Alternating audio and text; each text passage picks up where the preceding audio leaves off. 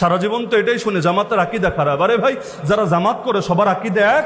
জামাতের মধ্যে সুন্নি নাই, জামাতের মধ্যে লামাজহাবি নাই, জামাতের মধ্যে কওমি দেওবন্দি নাই, জামাতের মধ্যে আজহারি মাদানি নাই, কি নাই? নাই কি? এমনকি জামাতে কৃষ্ণনন্দীও আছে, জামাতের মধ্যে কৃষ্ণনন্দীও আছে।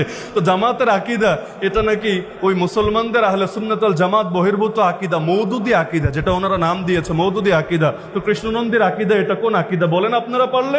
আরে ভাই, জামাত এটা সকলের জন্য একটা রাজনৈতিক প্ল্যাটফর্ম। জামাত সুন্নিকে বলবে না তোর আকীদা ছাড়, লামাজহাবিকে বলবে না তোর আকীদা ছাড়, আজহারি মাদানিকে বলবে না তোর আকীদা ছাড়, দেওবন্দি কওমিকে বলবে না তোর আকীদা ছাড়। হাজার হাজার কওমি এই জামাতে নাই নাকি একজনই শুধু? সবার রাগ যেভাবে একজনের উপর পড়ে মনে হয় না একজনই আছে, মনে হয় হাজার হাজার কওমি নাই।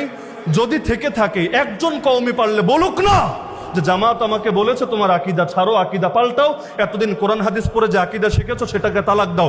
কোন কওমি হুজুর দাঁড়ায় বলতে পারবে এই কথা? একজনও পারবে না।